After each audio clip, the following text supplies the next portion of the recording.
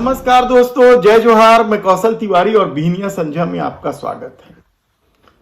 विधानसभा से लेकर लोकसभा चुनाव और उपचुनाव में बुरी तरीके से पराजित कांग्रेस में क्या अब कोई बड़ा परिवर्तन होने वाला है या फिर दबाव की राजनीति की जा रही है?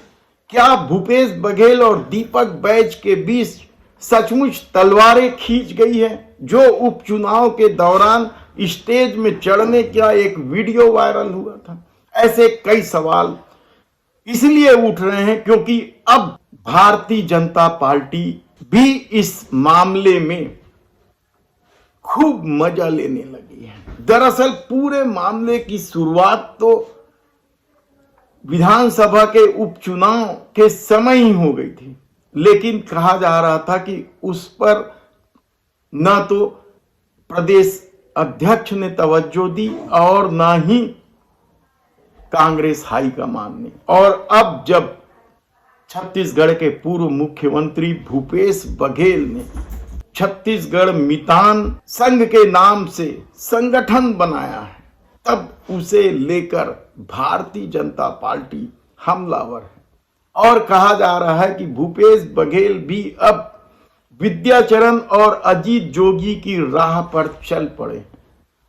और यह सवाल इसलिए उठ रहा है क्योंकि विद्याचरण शुक्ल ने छत्तीसगढ़ आंदोलन को लेकर जो संघर्ष परिषद बनाया था, उसी के आश्रय वे पार्टी से अलग हुए थे। और इसके बाद अजीत जोगी जो पहले मुख्यमंत्री थे, उनकी भी हाईकमान से नहीं पटी और प्रदेश अध्यक्ष तब भूपेश बघेल थे। और विवाद इतना बढ़ा कि अजीत जोगी ने जोगी कांग्रेस के नाम से पार्टी बना ली थी और जिसके चलते अजीत जोगी ने 7 सीटें तक जीत ली थी। लेकिन उनके निधन के बाद पार्टी संभालने का जिम्मा जिन लोगों के पास था, वे पार्टी नहीं संभाल पाए। और इन दिनों अजीत जोगी की पार्टी का हाल क्या है, यह किसी से छिपा नहीं।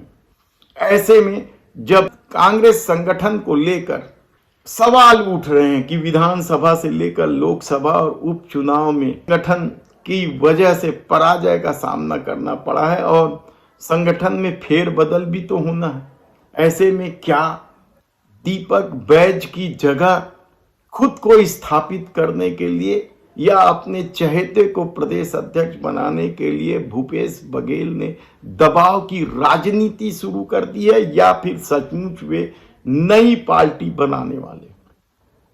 यह सवाल इसलिए भी महत्वपूर्ण हो चला है क्योंकि भारतीय जनता पार्टी ने छत्तीसगढ़ मितान संघ के गठन को लेकर होने वाली बैठक को लेकर सवाल उठाया और सीधे सीधे कहा है कि भूपेश बघेल भी अब कांग्रेस छोड़ने वाले हैं और नई पार्टी बनाने वाले हैं।